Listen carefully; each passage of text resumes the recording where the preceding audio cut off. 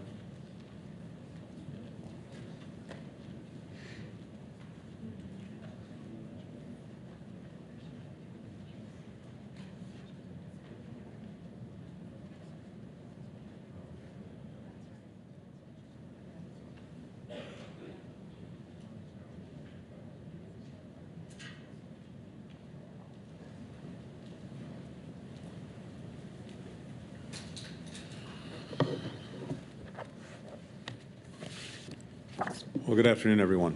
First, let me say what a pleasure it is, as always, to have Secretary General Stoltenberg here in Washington at the State Department. Let me first note the drone attack yesterday by Iranian-backed militia on U.S. forces in Jordan that killed 3 of our soldiers, wounded many others. First and foremost, I'm thinking of those who lost their lives, those who were wounded, their family members, and their friends. Every day, we have our men and women in uniform around the world who are putting their lives on the line for our security, for our freedom. I am, as always, humbled by their courage and their sacrifice.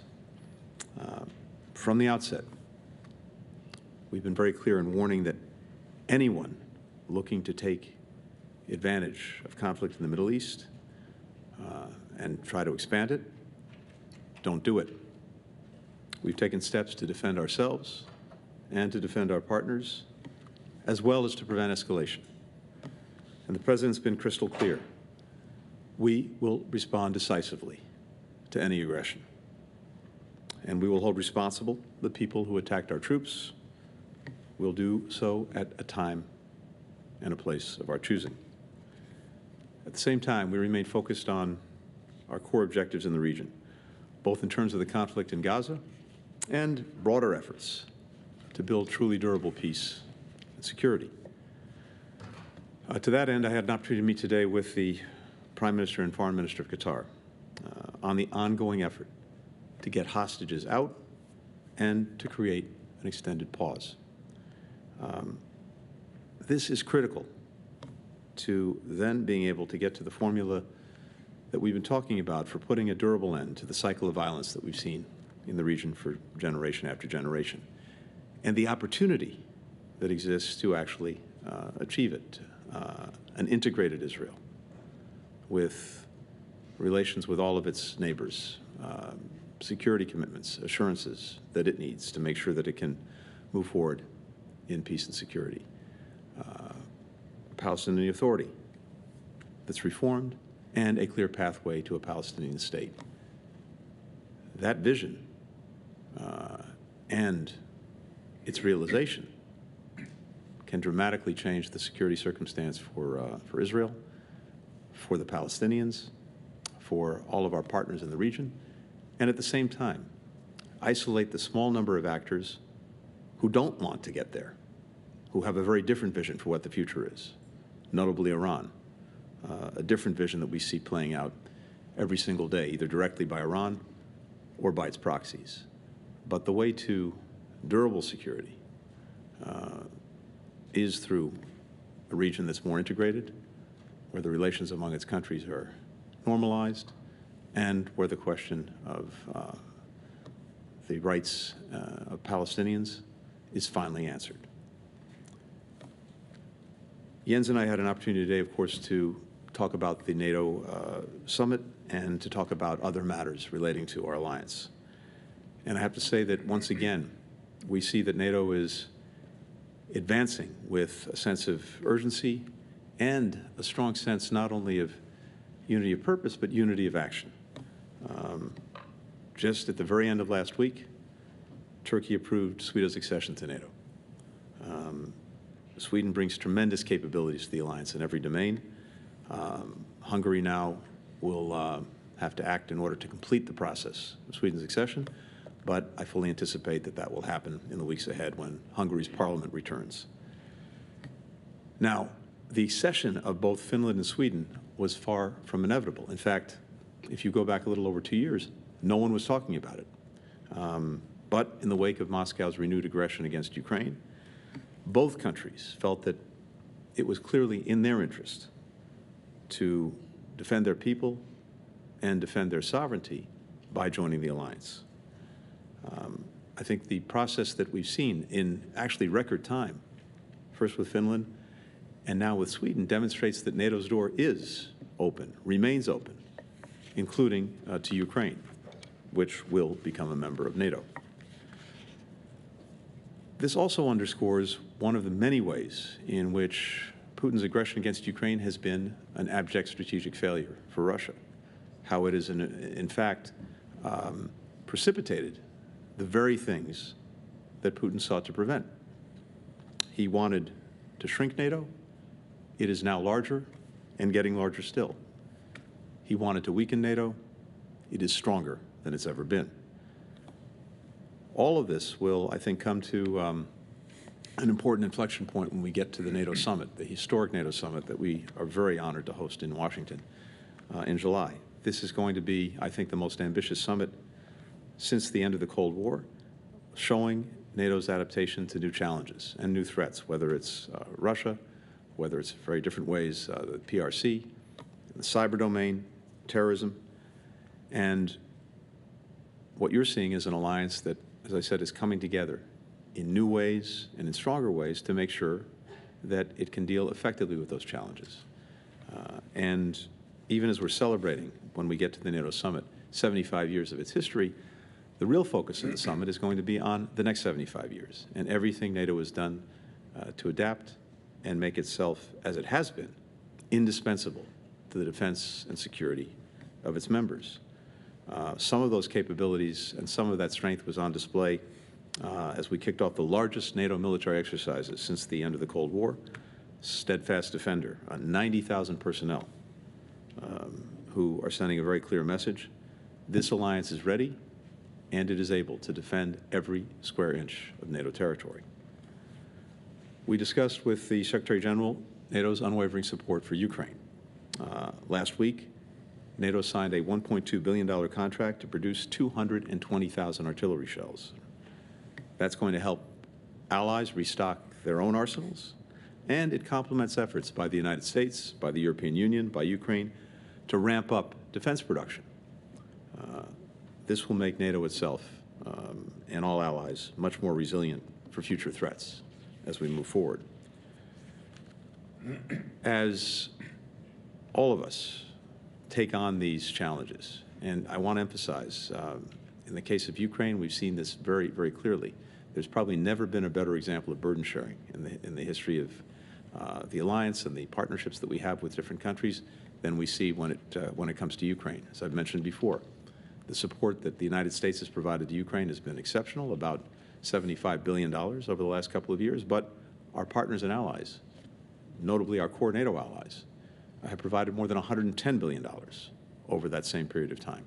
And whether it's military support, whether it's economic support, whether it's humanitarian support, the burden sharing that we've seen in the case of Ukraine has been more than exemplary. But in order to make sure that that continues, that all of us step up and do what's necessary to continue to ensure that Ukraine knows success and Russia knows strategic failure, it is vital that Congress pass the supplemental budget request the President's put before it. Without it, simply put, everything that Ukrainians achieved and that we've helped them achieve will be in jeopardy.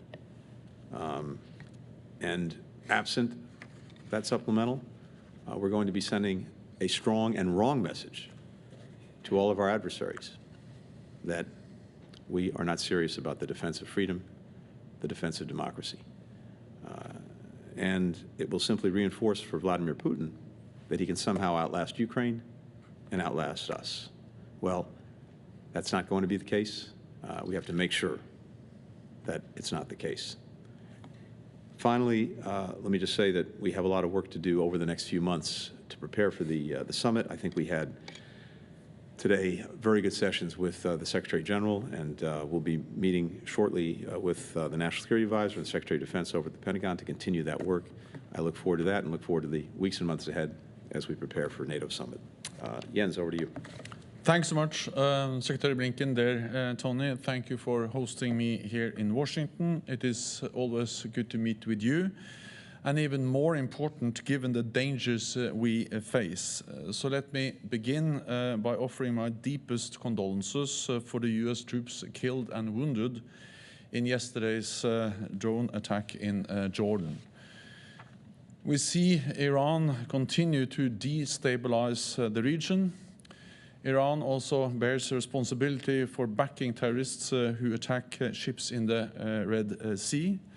Tehran's behavior reminds us of what a world without rules look like.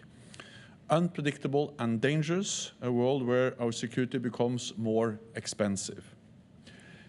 I welcome your tireless diplomacy, Secretary Blinken, to prevent further escalation of the war in Gaza, your efforts to alleviate human suffering, and your hard work towards a peaceful resolution. Russia's brutal war against Ukraine is nearing the 2-year mark, and a Russian victory would embolden Iran, North Korea, and China. That matters for Europe's security, and it matters for America's security. So supporting Ukraine serves US interests.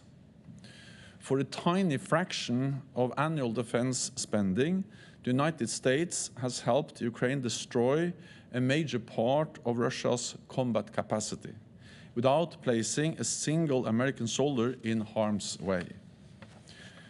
I welcome the clear commitment from President Biden and you to sustain US support to Ukraine and to work with Congress to achieve that.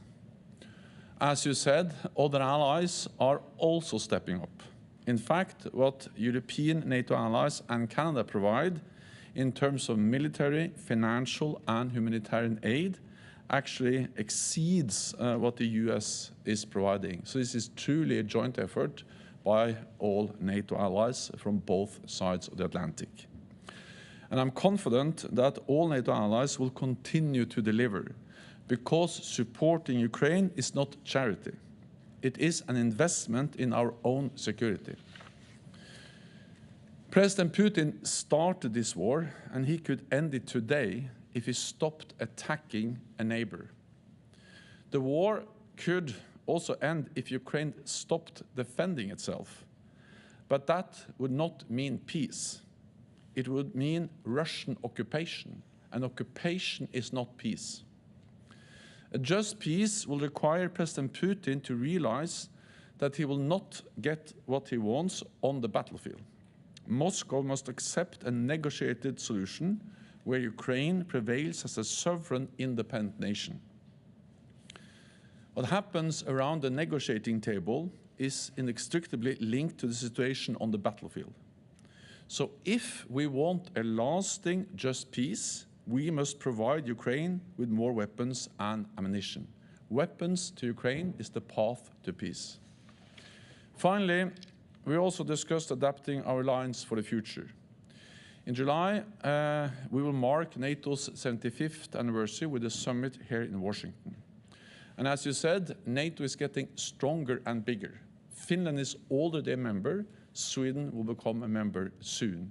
And this demonstrates that Putin is getting exactly the opposite of what he wanted. He wanted less NATO, a weaker NATO. He's getting a stronger and more united NATO, and NATO with more members. At the summit, we will take further steps to bolster NATO's strength, invest more in our defense, and work with partners around the world. Through NATO, the US has more friends and allies than any other power. Together, we make up 50% of the world's economic and military might.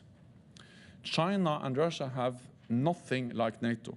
It is why they always try to undermine our unity. In times of growing competition and rivalry, NATO makes the US stronger and safer, and all of us more secure. So Secretary Blinken, dear Tony, thank you again for your personal commitment to our transatlantic bond and to our shared security. Thank you. For the first question, Olivia Gazis with CBS. Thank you, Matt, and thank you, Mr. Secretary. To date, the United States has not publicly accused Iran of being directly involved in any attacks on U.S. forces, while noting the regime in Tehran supports and does not discourage its proxies from conducting these attacks.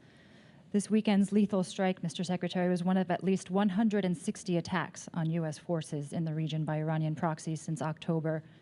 Could earlier, stronger action by the United States against Iran, and not just its militias, have spared American lives? And secondly, if I may, Mr. Secretary, the UN Secretary General has appealed to the U.S. and 10 other countries who have suspended funding to UNRWA, following revelations regarding allegations that at least a dozen of its 13,000 employees may have had involvement in the October 7th attacks, and more than 100 more may have links to militant groups. Under what circumstances and how soon could the U.S. consider resuming its support, considering this decision comes as Gaza is tipping into famine, and given your own personal and persistent appeals that humanitarian aid to Gazan civilians increase and not decrease? Mr. Secretary General, welcome to Washington. Welcome back. The United States Congress, as you well know, remains at a political impasse regarding continued aid to Ukraine, and the European Union is likewise struggling politically to restart the flow of resources into Kyiv. You yourself have said that Ukraine's spring offensive didn't lead to the results that many had hoped for. So how long does Ukraine's military have before the marginal successes that it did notch, when it enjoyed steadier resources from the West, risk being reversed by Russia, which seems to be enjoying growing support from the likes of North Korea and Iran? And briefly, Mr. Secretary General, I understand you'll be meeting with American lawmakers during this trip to Washington, much as President Zelensky did when he was here late last year. Is there a message you believe you can deliver to those lawmakers to make a timely difference in their decision-making? Thank you. Olivia, thank you very much, and thank you for also representing all your colleagues and making sure that you asked all their questions as well. Appreciate it. Look, first, I think it's very important to note that this is an incredibly volatile time in the Middle East. I would argue that we've not seen a situation as dangerous as the one we're facing now across the region since at least 1973, and arguably even before that. And that is the environment in which we're operating. And of course, that was triggered by the horrific attacks of October 7th by Hamas against innocent men, women, and children. We've made very, very clear from day one that we're going to defend our people, we're going to defend our personnel, we're going to defend our interests. And that's exactly what we've done. We've taken action, and significant action, to deter groups, to degrade their capabilities in Iraq, in Syria, in Yemen. At the same time, the President's been very clear that we want to prevent broader escalation. We want to prevent this conflict from spreading. So we are intent on doing both. That is, standing up for our people when they're attacked, while at the same time working every single day to prevent the conflict from growing and spreading. And that's exactly what we'll continue to do. It's fundamentally what's in the interest of the United States, what's in the interests of the region, and I think what's in the interest of the world. But the President said this, I think, virtually from day one, to anyone who would try to use the crisis in the Middle East, the conflict in the Middle East, to sow further instability and to use it as an excuse to attack our personnel. We will respond. We will respond strongly. We will respond at a time and place of our choosing. And obviously, I'm not going to telegraph what we might do in this instance or get ahead of the President, but I can, again, tell you that, as the President said yesterday, we will respond. And that response could be multi-leveled, come in stages, and be sustained over time.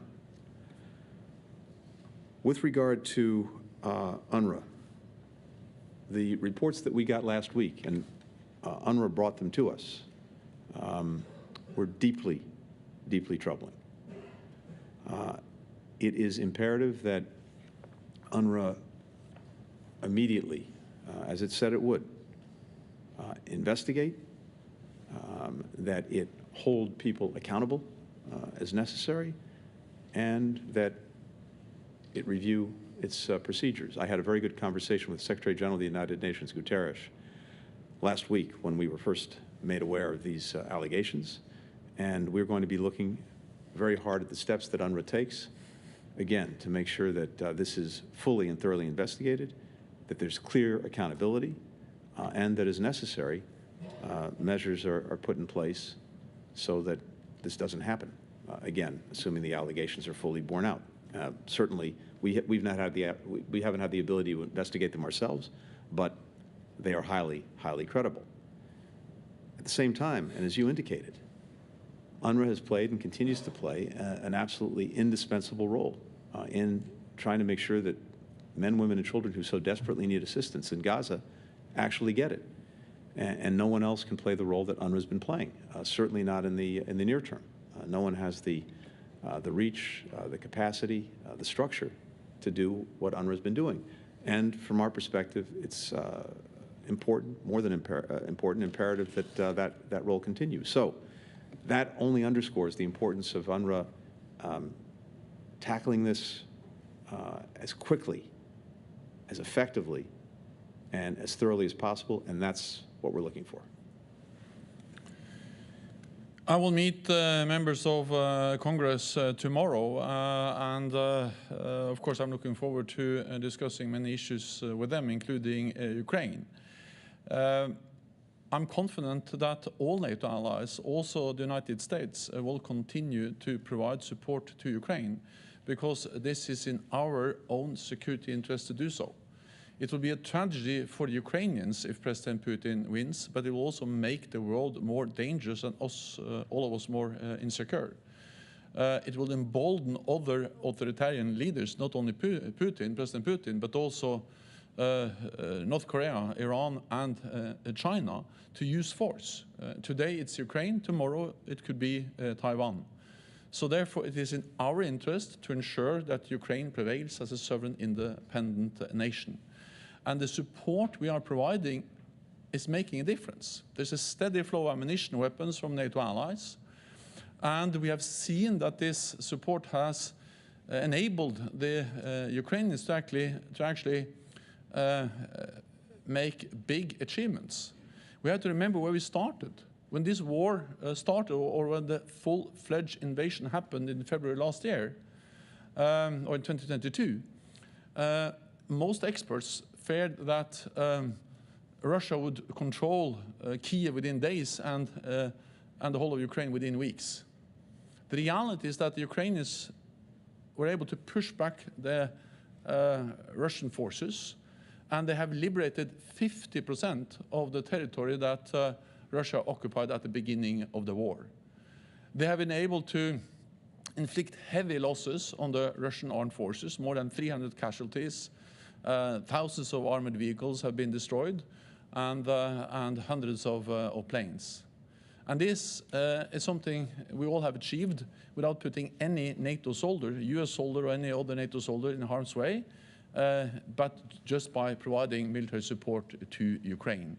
And Ukrainians have been able to open the western part of the Black Sea to push the Russian Black Sea fleet to the east. So they're now able to export grain and other commodities through the Black Sea. These are substantial achievements, and they continue to conduct deep strikes on Russian positions. So this idea that it doesn't help them, actually the Ukrainians have proved the opposite. Then, of course, we all would like to have seen more progress in the offensive, but we should not underestimate the achievements the Ukrainians have already made. And if we want an end to this war, the only way to end this war is to convince Putin that he will not win on the battlefield. And the only way to achieve that is to provide weapons to Ukraine from the United States, from other allies and partners. So support to Ukraine is a good deal for NATO, for the United States, for all of us. Then you asked me one more question, I think. How long does Ukraine have before the Well, the wars are by nature unpredictable, but the only thing we know is that we need to continue to support them, and I'm confident that we will do so. And also when we meet here in Washington, I'm confident that allies will again commit to sustain their support for Ukraine. Catriona Perry with BBC. Thank you, Katrina Perry with BBC News. Mr. Secretary, if I could just follow up on my colleague's comments there. You referred to a multi-staged response to yesterday's attack. Do you hold Iran directly responsible? Do you consider the US to be at war or on the verge of war at this point? And what impact would any response have on the hostage ceasefire deal, which we're told is at an advanced stage at this point? And Mr. Secretary General, if I could ask you what NATO's view is of the risk of the US becoming involved in a direct conflict with Iran, what that means for NATO's other priorities, including Ukraine, and on the risk to further US funding of Ukraine. Can NATO and other allies, including the EU, keep Ukraine going without the US if they need to do that? And just on the point of EU and European countries, on the issue of Sweden and Hungary holding out on its ratification of membership, do you think, is that forthcoming soon? And what does that mean for future expansion of NATO? Thank you. Thank you.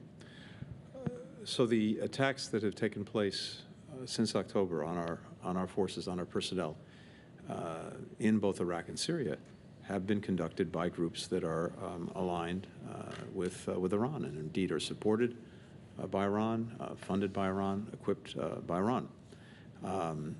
And I would note that the presence of our forces in both Iraq and Syria has nothing to do with Gaza, nothing to do with the conflict that's taken place since October 7th. It's the horrific attacks by Hamas, and everything to do with making sure that ISIS doesn't reemerge. That's why they're there.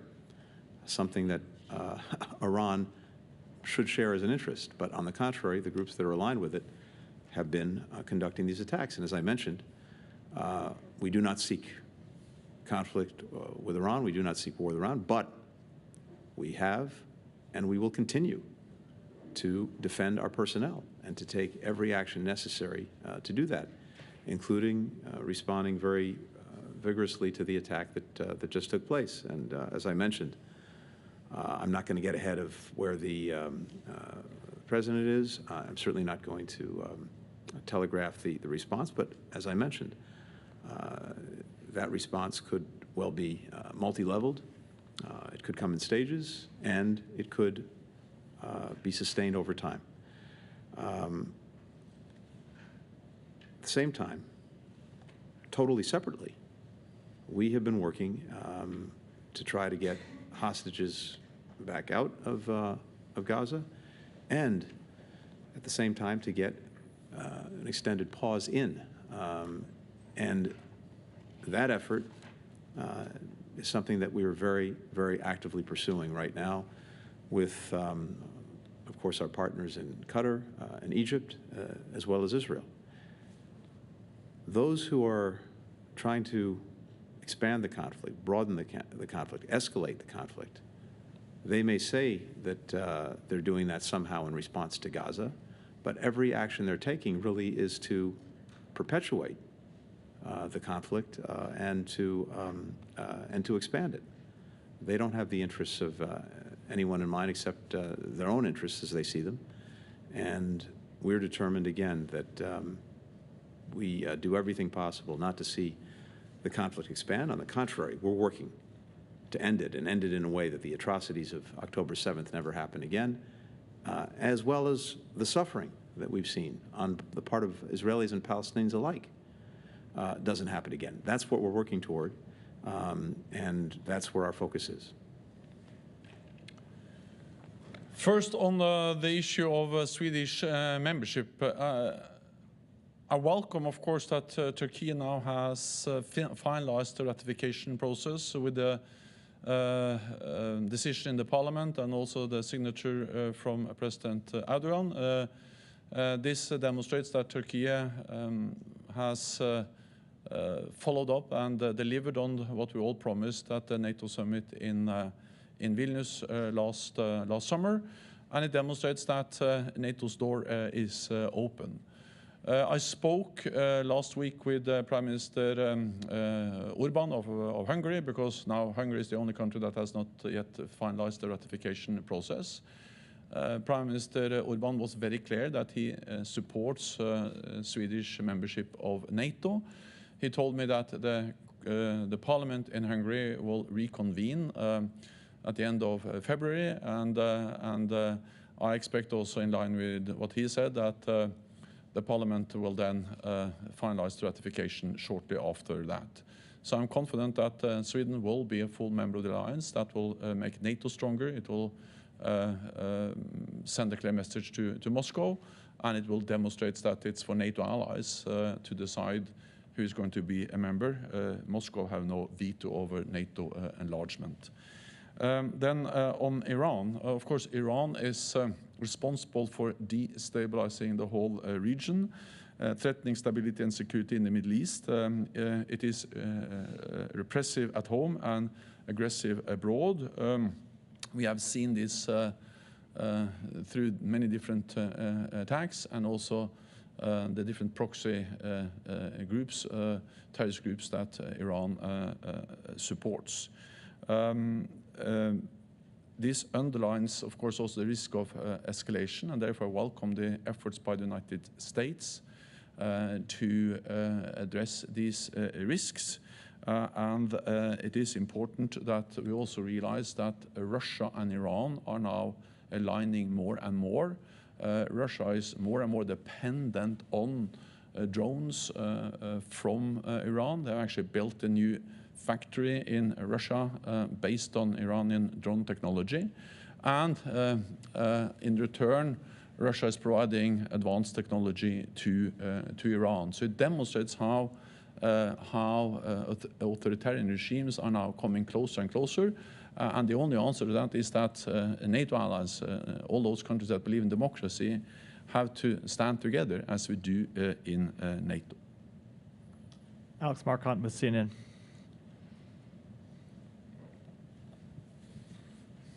Thank you. Mr. Secretary, if I could start with you, specifically about the hostage and ceasefire talks. Can you share specifically what progress was made yesterday in Paris? The Qatari Prime Minister, after his meeting with you, he made it sound like a broad framework had been agreed to, and it was being taken to Hamas for them to take a look at. Do you believe that it is the language surrounding the end of hostilities that is the biggest sticking point?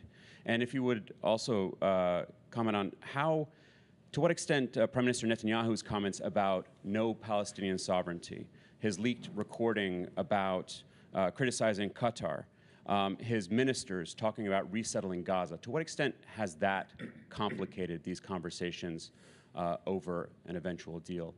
And Mr. Secretary General, following on some of my colleagues' questions, how much do you think Ukraine's war efforts are suffering because of the dwindling amount of U.S. aid and the uncertainty about whether more will be coming? How can you convince the U.S. and others to continue sending advanced systems and large amounts of aid when they say that supply issues are growing? Thank you. So first, of course, look, the less said, the better in terms of where we are in pursuing a resumption of getting hostages out and back home with their families. What I can tell you is this. I think the work that's been done, including just this weekend, is important and is hopeful in terms of seeing that process resume. Recall that in the first go-round, we were able, with our partners in Qatar and Egypt, to get an agreement that resulted in the release of more than 100 hostages. And I believe that the proposal that is on the table and that is shared among all of the critical actors, of course, Israel, but also with Qatar and Egypt playing a critical role in mediating and working between Israel and Hamas. I believe the proposal is a strong one and a compelling one that, again, offers some hope that we can get back to this process. But Hamas will have to make its own decisions. I can just tell you that there is, again, strong, I would say, alignment among the countries involved that this is a good and strong proposal. And the work that was done over the weekend, including by CIA Director Bill Burns, was important in helping to advance this. As to comments that people make or that come out into the media, look, all I can tell you is this. It's my strong assessment that certainly Israel would very much like to see this process of hostages coming out resume. It may be, well, I don't want to speak for the Israelis, but I can certainly say from the perspective of the United States, because we, of course, have American citizens who are involved, this is at the very top of our list and has been from day one. And I believe that Israeli leadership and certainly Israeli society feels very, very strongly about it. So we'll see. I can't say anything more than that, but I can say that very important productive work has been done, and there is some real hope going forward. The United States has demonstrated leadership in mobilizing NATO allies to support Ukraine, and I count on the United States, and I'm confident that the United States will continue to do so, because it is in the interest of the United States to ensure that President Putin does not win in Ukraine. And we have to remember that this is something we actually do together in all NATO allies and partners. As Secretary Blinken just referred to, European allies have actually provided more support in total for Ukraine than the United States. I commend the United States, but we must not forget that this is a joint effort of all allies. And if you put together what European allies and Canada are providing, it actually exceeds the US support. So this is burden sharing, joint effort by all allies together. And we do so in solidarity with Ukraine. But our support is not charity, it is an investment in our own security, because we know that this is closely watched also in Beijing.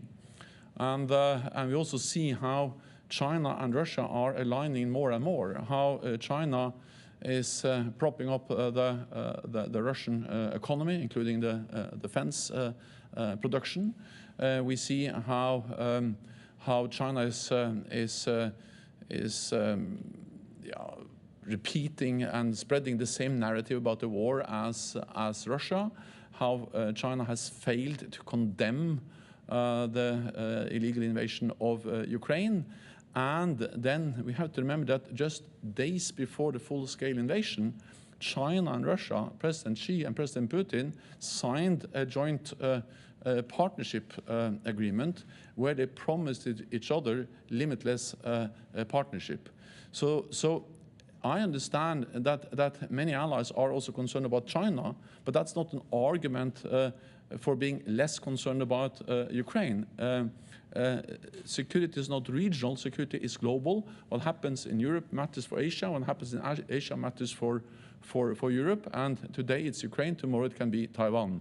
So therefore it is in our interest to ensure that we provide the weapons and support they need, and I'm confident that allies will do so. To make sure that we can do that, we need the money, but we also need to ramp up production. And I welcome what has been done in the United States. Tomorrow, I will go on Wednesday. I will go to Alabama to a factory there where they are producing javelins, Lockheed Martin, to recognize the importance of ramping up production. We have to understand that the fact that European allies are now investing more in defense is a good deal for the United States, demonstrating that NATO is a good deal for the United States. Just over the last 2 years, European NATO allies have agreed contracts for the US defense industry worth $120 billion. We need to do more, and therefore I welcome also that NATO has now, over the last months, actually agreed contracts worth $10 billion to ramp up production of ammunition, of interceptors for the Patriot batteries, and so on. That enables us to replenish our own stocks, but also to continue to provide support to Ukraine. So we are able, we have the will, and I'm confident that we'll have the necessary decisions both in the United States and in Europe to continue the support. And for the final question, Anders Tvigard with Norwegian Broadcasting Corporation. Thanks very much. Mr. Secretary, the Biden administration's policy on supporting Israel is unmistakable. How do you look at the interim ruling by the World Court on Gaza? And if I may, you talked about Congress and the funds. What message does this send about U.S. leadership when your administration cannot or won't hold words or promises? I mean, you cannot fulfill them by action. And Mr. Secretary General, Mr. Stoltenberg, you have now repeatedly warned about saying that China is watching the discussions over here about arming Ukraine. How does this play out? How will China use this? Thank you. Let me take the second part of your question first. I think you've heard both from me and from the Secretary General how critical this ongoing funding is, both from the United States as well as from our partners and allies around the world. And in fact, the EU, European Union, is also looking at additional support that it wants to provide to Ukraine, and that decision is also critical. I think these are mutually reinforcing. As Jens said, the fact that our own allies and partners have actually provided more than the United States, as much as we've already done, should reinforce the message to Congress as it's considering the supplemental budget request that we really do have what is so critical, and that is burden sharing, that this is a load that is being borne more than equitably among allies and partners. And by the way, not just in Europe, of course, we have key partners in other parts of the world, notably in Asia, who are participating in this. But equally, if the United States doesn't follow through on our commitments, then it's going to make it more difficult to have Europeans and others continue to do what they've already been doing. So I think it matters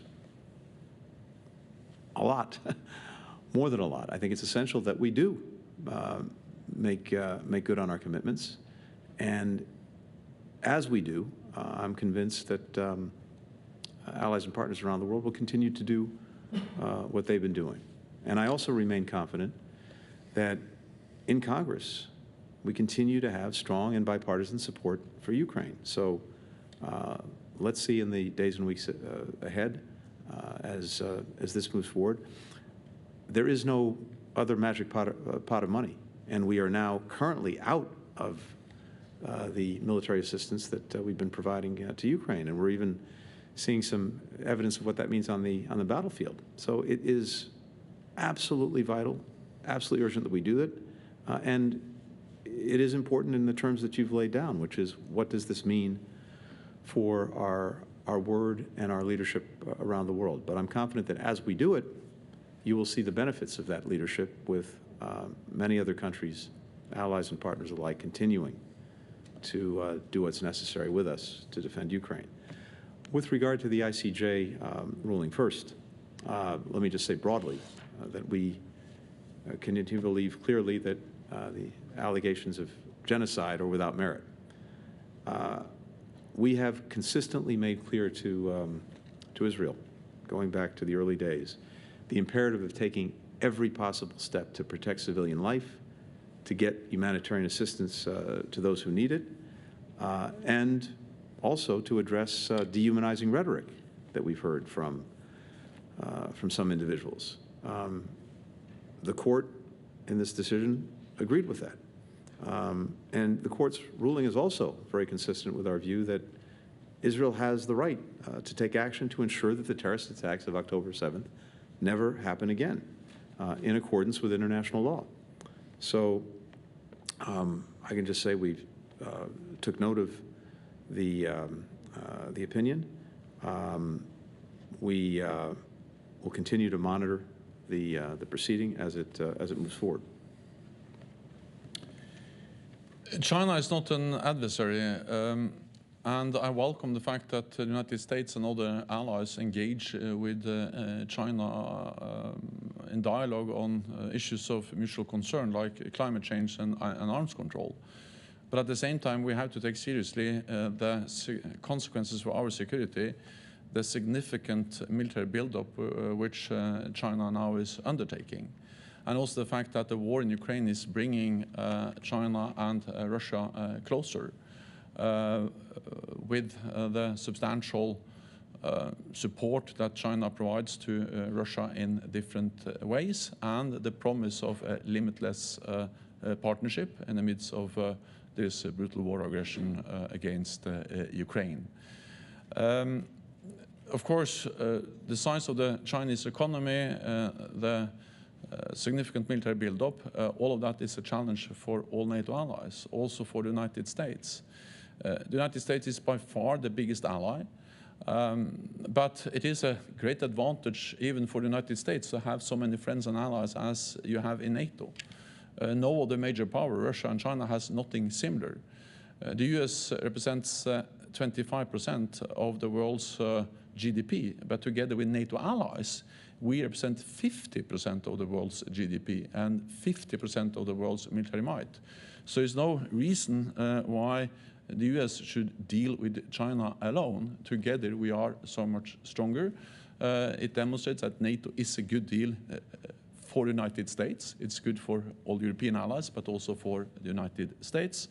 So therefore, one of the messages from the summit next summer, I expect, will be that we need to stand together in a more dangerous world. NATO is more needed than ever because we live in a more unpredictable and dangerous world. Thank you. Thank you. Thank you. Thank you. Yeah, thanks.